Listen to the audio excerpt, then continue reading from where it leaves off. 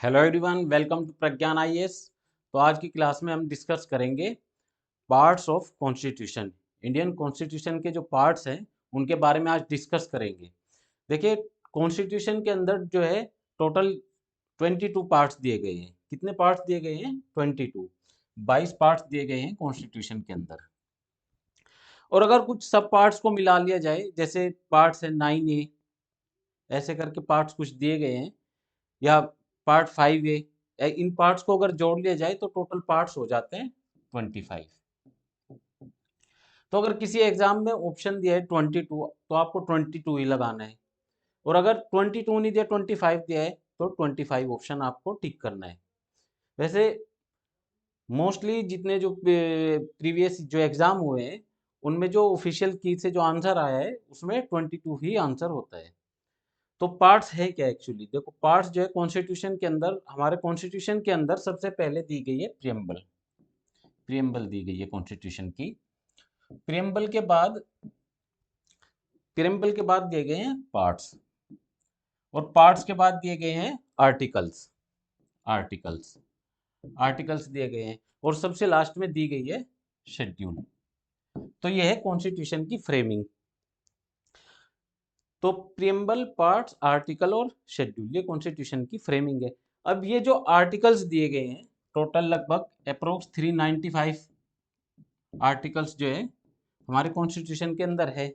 और इनको भी अगर सब आर्टिकल्स में हम पढ़ेंगे तो ये भी 450 के आसपास हो जाते हैं। तो इन आर्टिकल्स को ही एक सीक्वेंस में, कि आर्टिकल 1 से 4, 4 से 5 से 11, 12 से 36, ऐसे कर करके 35, ऐसे कर करके क्या है कि पार्ट्स में बांट दिया। तो ये क्या किया कि इससे हेल्प मिल जाती है कॉन्स्टिट्यूशन को पढ़ने में। और आपके लिए एग्जाम के लिए क्यों इंपॉर्टेंट है? एग्जाम के लिए इसलिए इंपॉर्टेंट है कि एक तो पार्ट्स से सीधा सीधा क्वेश्चन पूछा जाता है कि किस पार्ट से फंडामेंटल राइट रिलेटेड है, सिटीजनशिप रिलेटेड है। ये चीजें आपसे पूछे जाएंगे ऐसे क्वेश्चन, कि क्या चीज किससे रिलेटेड है, पार्ट्स की। दूसरा, पार्ट्स को समझने से आपको कॉन्स्टिट्यूशन का मोटा मोटा आइडिया हो जाता है कि अगर मान लो पार्ट 5 की हम बात कर रहे हैं तो इसमें कौन कौन से आर्टिकल हो गए, और फिर आर्टिकल मैच करने के लिए क्वेश्चन आता है, या आर्टिकल से पार्ट मैच करने के लिए क्वेश्चन आता है, तो आप उसको इजीली सोल्व कर सकते हैं।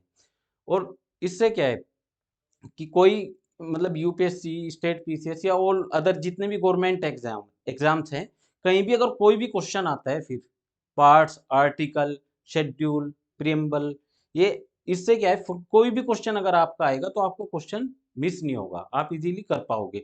दूसरा, इसमें मैं पार्ट्स को आपको ऐसी ट्रिक से समझाऊंगा, ऐसी समझ और ट्रिक दोनों से में लगा के, कि आप इसको भूल नहीं पाओगे। तो इस वीडियो को पूरा एंड तक एक बार आप देख लेना। आगे बात करते हैं पार्ट्स की हम। तो सबसे पहले जो कॉन्स्टिट्यूशन के अंदर है वो है पार्ट 1। पार्ट 1 से स्टार्ट करते हैं। पार्ट 1 के अंदर क्या है? देखो, अगर बात करें पार्ट 1 की, तो आप देखोगे कि सबसे पहले हमारे लिए क्या है, हमारा कंट्री है, हमारा देश है। तो पार्ट 1 में भी हमारे कंट्री के बारे में बात की गई है, यानी यूनियन एंड इट्स यूटीज, यानी भारत और उसका संघ राज्य क्षेत्र, यानी पूरे इंडिया की लैंड के बारे में बात की गई है पार्ट 1 में। पार्ट 1 में बात की गई है यूनियन और इसकी यूटीज के बारे में। तो इसको सब ऐसे ही ध्यान रखो कि सबसे पहले देश, तो देश की जो यूनियन है और इस यूटीज है उसके बारे में पार्ट 1 में बात की गई है। इसमें देखो, पार्ट 1 और पार्ट 1, शेड्यूल 1, शेड्यूल 1 और आर्टिकल 1, इस इन सब में एक ही बात की गई है। पार्ट 1, शेड्यूल 1, आर्टिकल 1, इनको यहीं से क्वेश्चन पूछा जाता है। और ऐसा भी क्वेश्चन पूछ सकते हैं कि पार्ट 1, शेड्यूल 1, आर्टिकल 1, क्या ये कॉमन है या नहीं? ये कॉमन है। और जो पार्ट 1 का संबंध है वो किस आर्टिकल से है? वो रिलेटेड है आर्टिकल 1 से 4। आर्टिकल 1 to 4 जो है रिलेटेड है हमारे पार्ट 1 से। अब बात करते हैं पार्ट 2 की। देखो, पार्ट 2, जब इंडिया है, इंडिया एक पूरा कंट्री है, उसका एक जमीन का ये हिस्सा हो गया। उसके बाद वहां रहने के लिए क्या, सिटीजन चाहिए। तो सिटीजनशिप होगी उसके बाद लोगों के पास। तो पार्ट 2 में बात की गई है सिटीजनशिप की। पार्ट 2 में बात हो गई किसकी, सिटीजनशिप की। और ये है शेड्यूल 5 से, सॉरी, और ये है शेड्यूल आर्टिकल 5 से 11, इसमें 5 से 11 तक के आर्टिकल्स दिए गए हैं। अब ये क्यों इंपॉर्टेंट है, देखो अभी रिसेंटली क्या हुआ कि सीए लागू हुआ, सीएए सिटीजनशिप अमेंडमेंट एक्ट, ये चर्चा में रहा। और ये जब चर्चा में रहा तो ये सिटीजनशिप अमेंडमेंट एक्ट है, ये हमारी सिटीजनशिप से रिलेटेड है।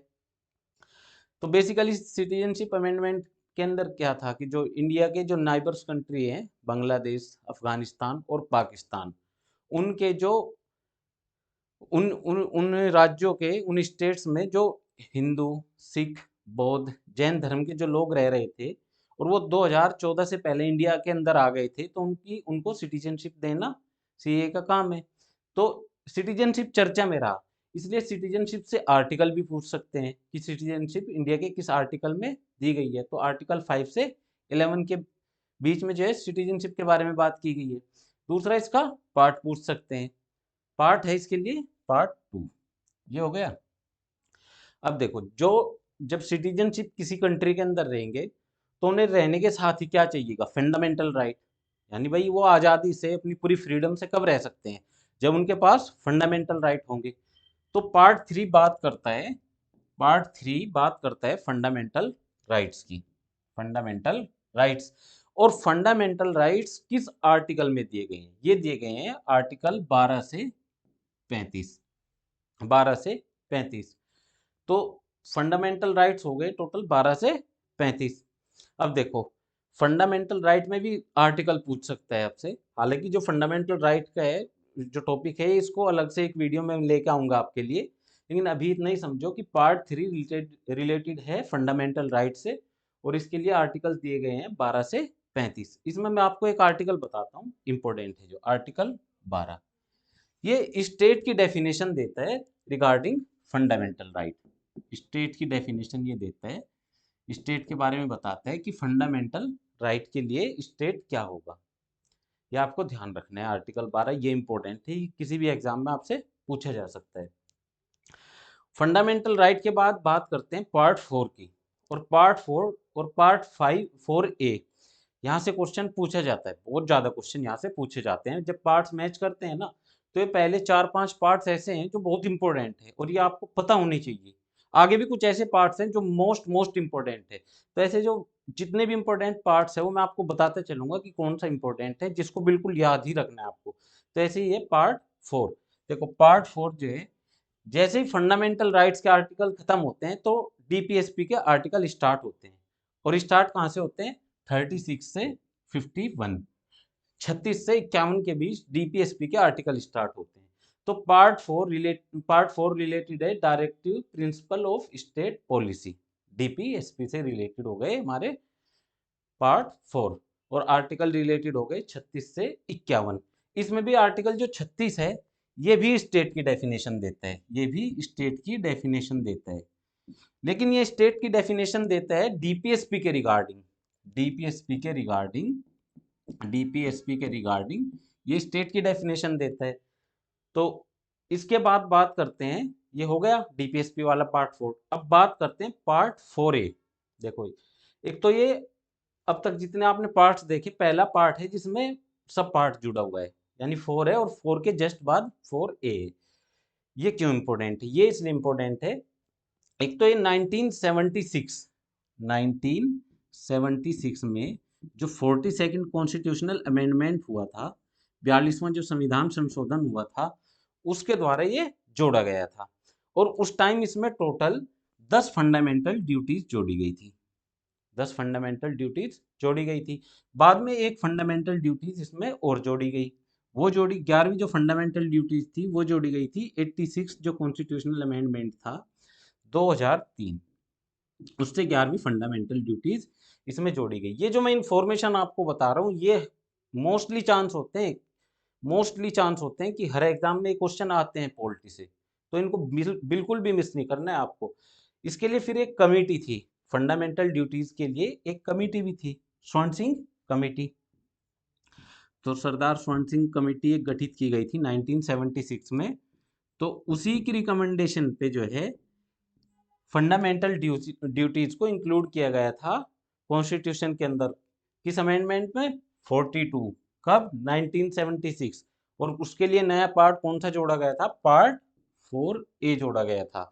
और नया आर्टिकल कौन सा ऐड किया गया था? Article 51A।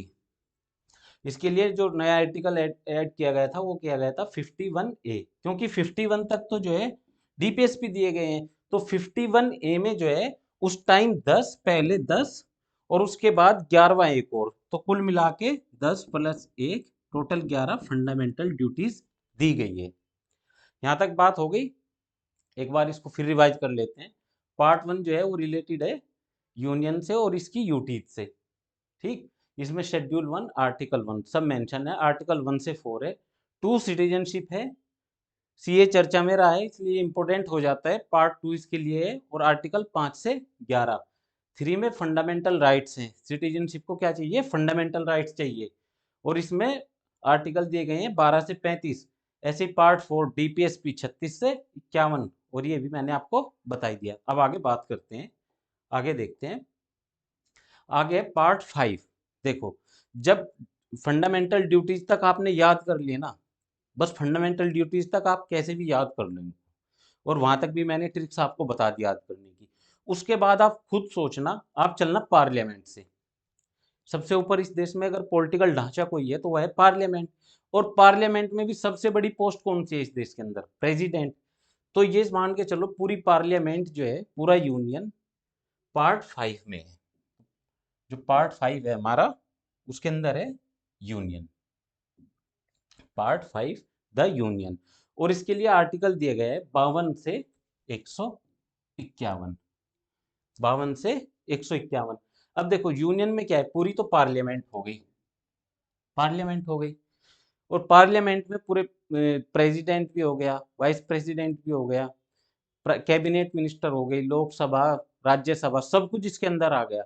इसी के साथ इसमें सुप्रीम कोर्ट को और आप ऐड कर लीजिए, सुप्रीम कोर्ट, क्योंकि आर्टिकल 124 से स्टार्ट होता है सुप्रीम कोर्ट।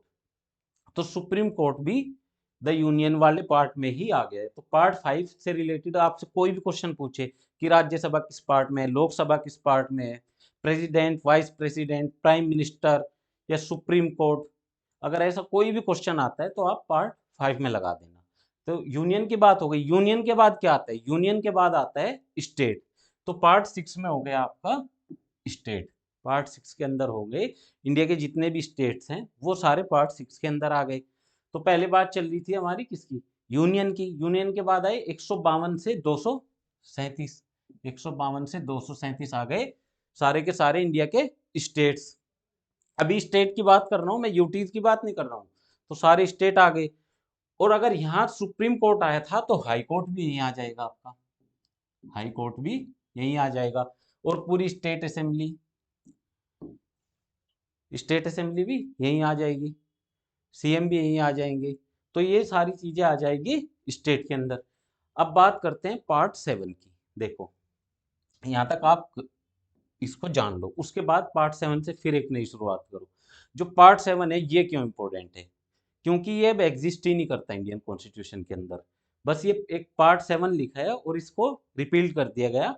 लेकिन ये इंपॉर्टेंट है कि क्यों रिपील किया गया, क्या इसके अंदर था, ऐसा कोई क्वेश्चन इसमें पूछा जा सकता है। देखो, the state in part B of the first schedule.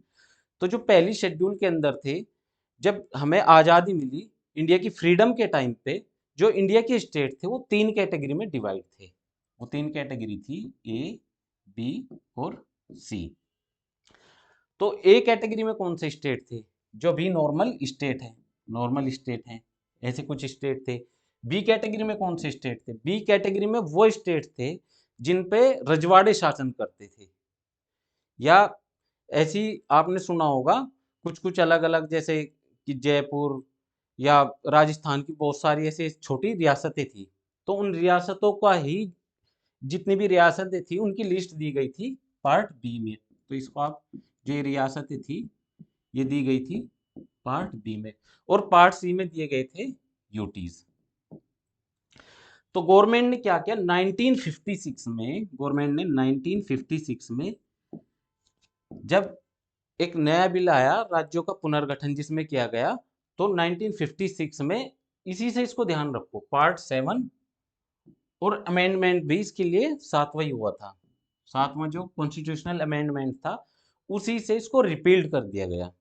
बस इतना ध्यान रखना है कि पार्ट 7 को जो है सातवें संविधान संशोधन से जो है रिपील किया गया है, और इसके लिए कॉन्स्टिट्यूशन में एकमात्र आर्टिकल था 238। बस है भी, लेकिन रिपील्ड है ये, इतना इसमें ध्यान रखना है, ये इसलिए इंपॉर्टेंट हो जाता है। अब आगे बात करते हैं पार्ट 8 की। देखो पार्ट 8 की, तो यहाँ तक हमने कर लिया, पार्ट ए के स्टेट भी हमने कर लिए, पार्ट बी के स्टेट भी हमने कर लिए, 7 थी। अब पार्ट सी के स्टेट की बात हम करेंगे।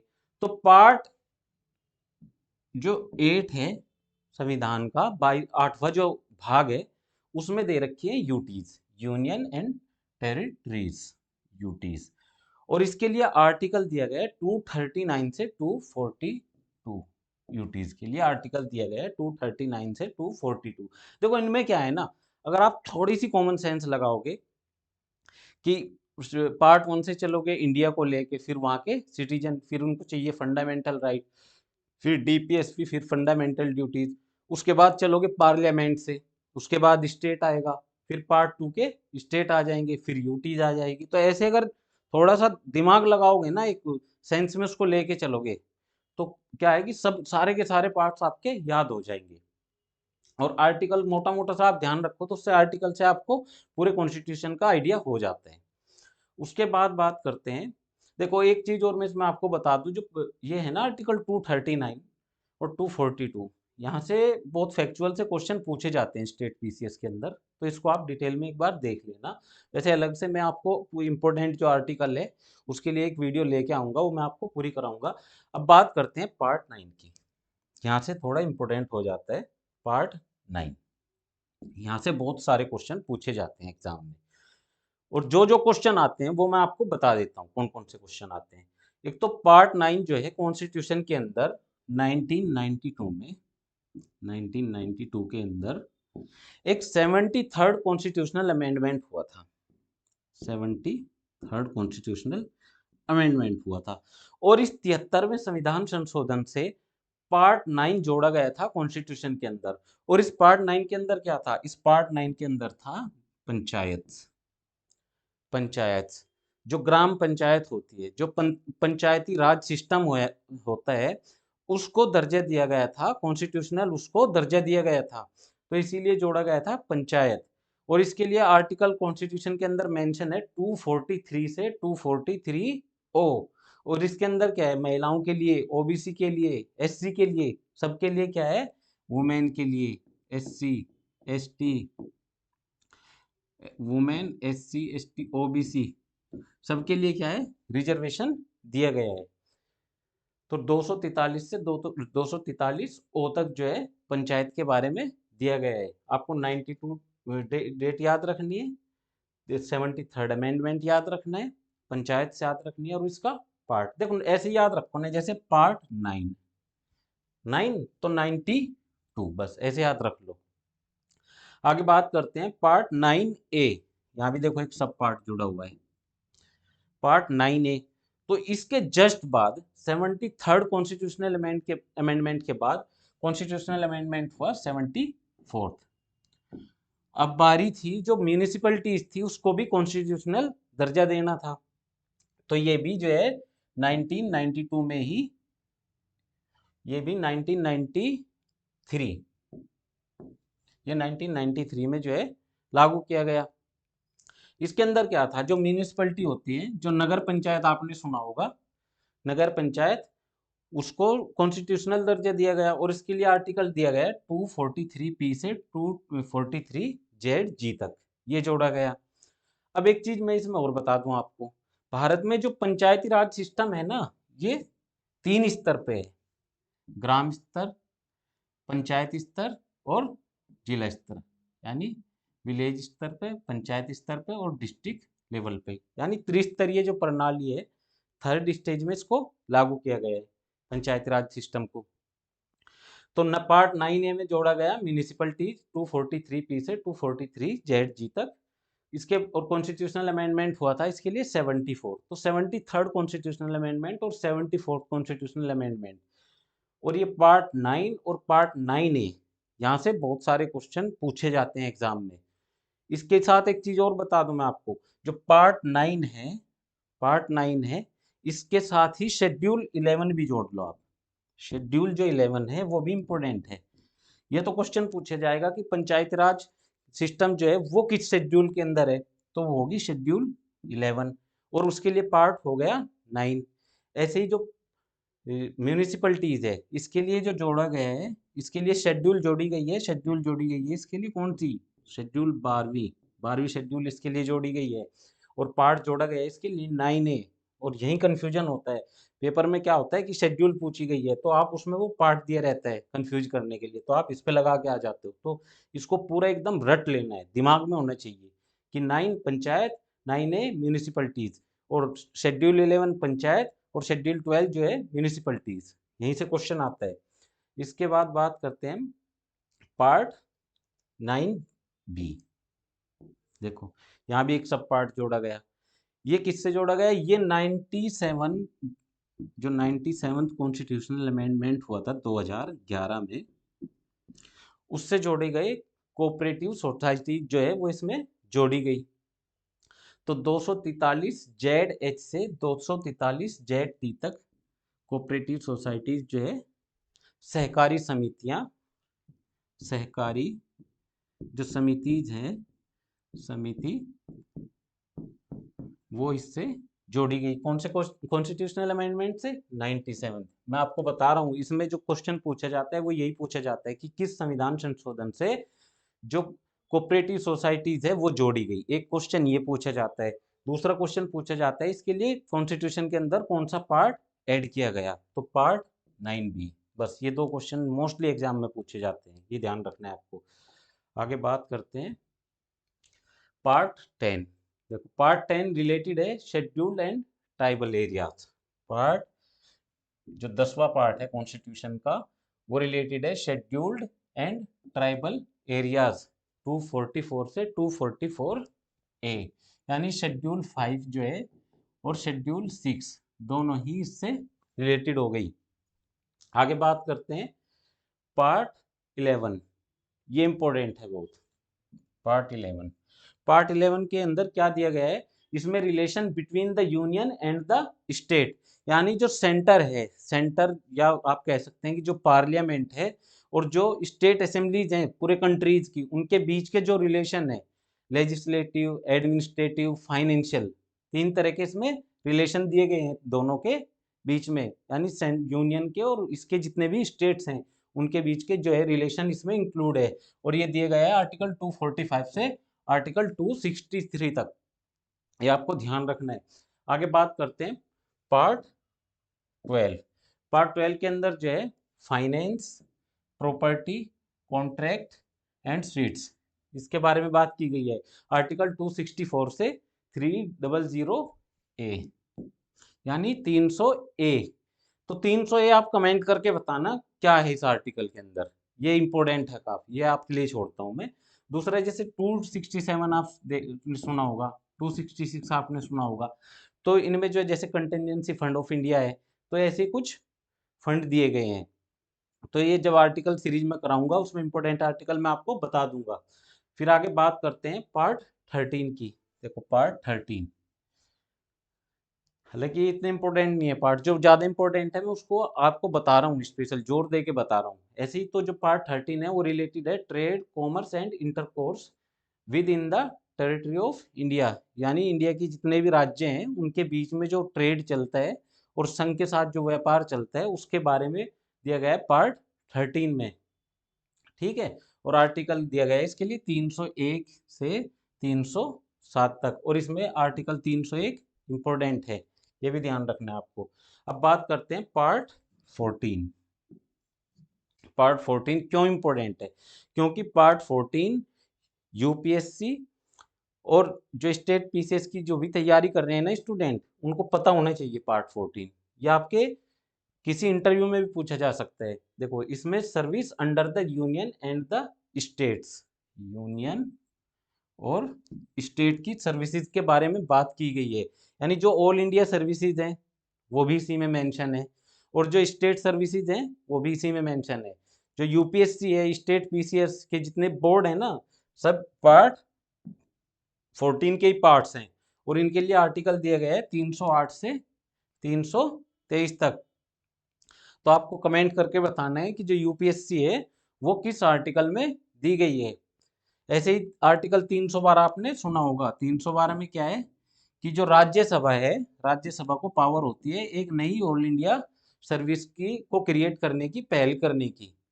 ये डिस्क्रिशनरी पावर है राज्यसभा की। तो आर्टिकल 312 भी आपको ध्यान रखना है।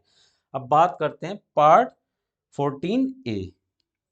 ये क्यों इंपॉर्टेंट है? देखो, ये एक तो सब पार्ट है, और जो सब पार्ट वाले हैं ना, इनकी तो अलग से आप एक लिस्ट बना लेना, जहाँ ये 9A 9B या 14A या 4A, ऐसे जितने पार्ट्स है पता होने चाहिए। क्योंकि कभी कभी क्या करते हैं, जितने भी ये सब पार्ट वाले पार्ट्स है ना, इन्हीं की लिस्ट डालेगा और सामने इनके लिख देगा किस में क्या है। तो इनमें फिर कंफ्यूजन होता है, कि फिर रहता है कि 9 में क्या था, 9A में क्या था, 14A में क्या है, 4A में क्या है, तो पूरा कंफ्यूज हो जाते हो आप। तो ऐसे जो पार्ट्स हैं वो बहुत इंपॉर्टेंट है।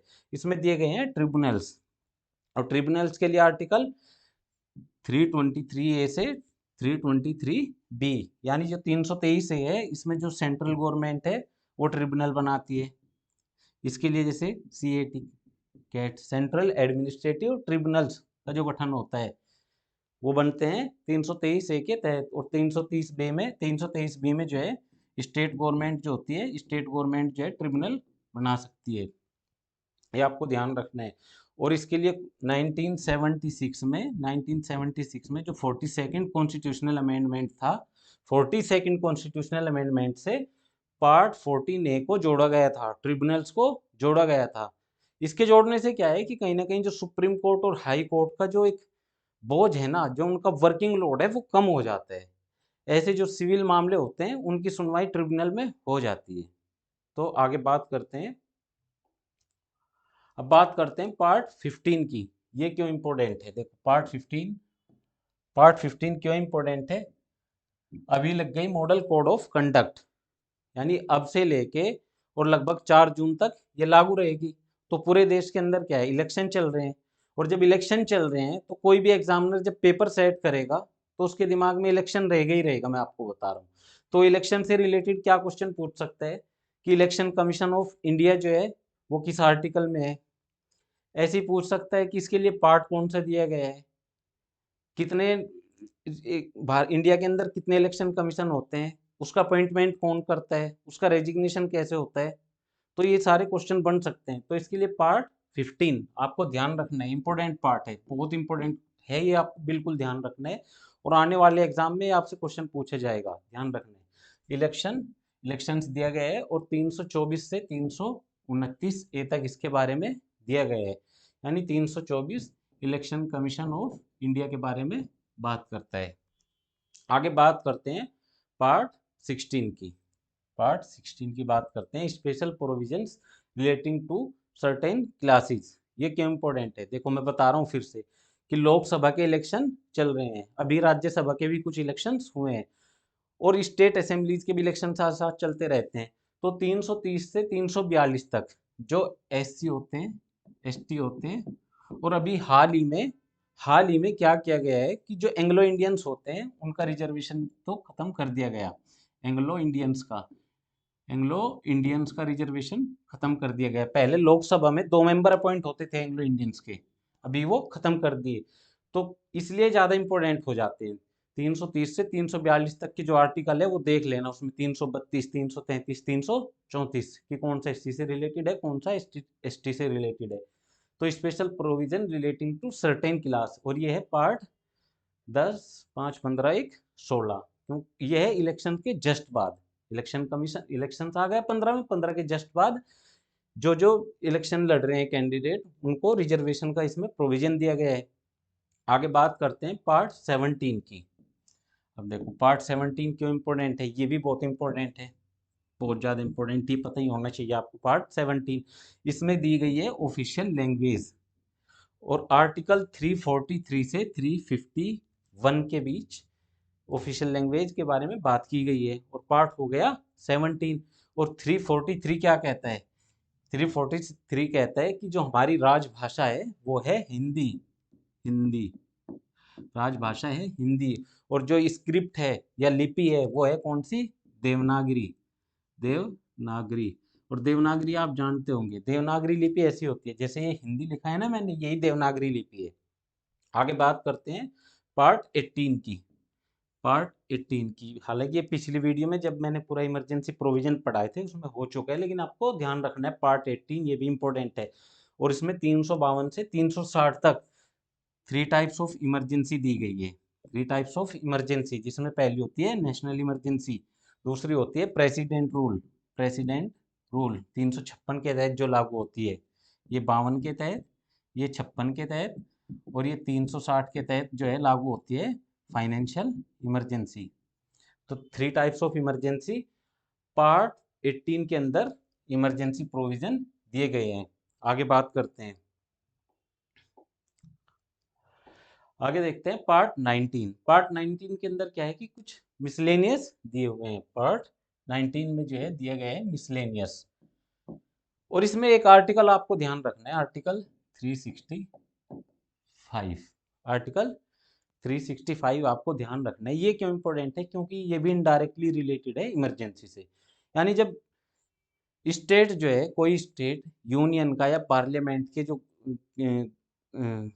का जो निर्देशन होता है उसको नहीं मान रहा होता है, तब वो 365 को आधार बना के क्या है, इमरजेंसी को इम्पोज कर सकता है प्रेसिडेंट।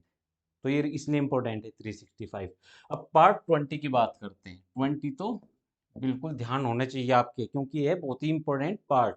और इसमें बात की गई है अमेंडमेंट ऑफ द कॉन्स्टिट्यूशन, और आर्टिकल दिया गया है 368। और मैंने आपको ये वीडियो करा दी है। आप बताओ 368 के अकॉर्डिंग, आर्टिकल 368 के अकॉर्डिंग और पार्ट 20 के अकॉर्डिंग इंडियन कॉन्स्टिट्यूशन में जो है अमेंडमेंट कितने तरीके से हो सकता है? कितने तरीके से हो सकता है? 2 तरीके से। ये पूरा डिटेल्ड वीडियो आपको मिल जाएगा। इसके बाद बात करते हैं पार्ट 21 की। 21 temporary transitional and special provisions, अस्थायी जो प्रावधान है उसके बारे में बात करता है। और क्यों इंपॉर्टेंट है ये पता होना चाहिए, क्योंकि 370 बहुत चर्चा में रहती है। जो आर्टिकल 370 है ना, ये बहुत चर्चा में रहता है। और ये 369 के बाद 370 ये यही है, स्पेशल प्रोविजन यही है ये। और ये ज़्यादा इंपॉर्टेंट हो जाता है, मतलब किस पार्ट में, इससे कहीं ज़्यादा इंपॉर्टेंट है इसके आर्टिकल्स 370। तो पार्ट आपको पता होना चाहिए। इसके लिए पार्ट है 21वां। पार्ट कौन सा है? 21वां। और इसमें भी, और आपको मैं बता दूं 371, इसमें ए बी सी डी करके बहुत सारे दिए गए हैं, तो वो भी आप देख लेना। वो स्टेट पीसीएस के एग्जाम में उससे रिलेटेड क्वेश्चन पूछे जाते रहे हैं। फिर बात करते हैं पार्ट 22 की। देखो पार्ट 22 में जो है short title, commencement, authority text in Hindi and repeals, ये दिए गए, ज़्यादा इंपॉर्टेंट है नहीं। तो जो मेन जो जो जितने भी इंपॉर्टेंट जो पार्ट थे वो मैंने आपके करा दिए हैं। एक बार आप चाहो तो फिर से इनको देख सकते हो। यानी पार्ट 1 इसके अंदर यूनियन स्टेट की बात की गई है, पार्ट 2 के अंदर सिटीजनशिप, पार्ट 3 के अंदर फंडामेंटल राइट्स, पार्ट 4 के अंदर डीपीएसपी की बात की गई है, और part 4A, part part 4A ये आपको ध्यान रखना है। ठीक है, ऐसे ही आगे भी सारे पार्ट्स दिए गए हैं। वीडियो में मैंने एक एक पार्ट्स को बड़ी गहराई से आपको बता दिया है। जो जो क्वेश्चन बन सकते हैं वो मैंने आपको बता दिए हैं। तो उम्मीद है कि इस वीडियो को आप जो है देख के क्वेश्चन सही कर पाओगे। तो आगे जो नेक्स्ट वीडियो है उसका वेट करिए। Thank you.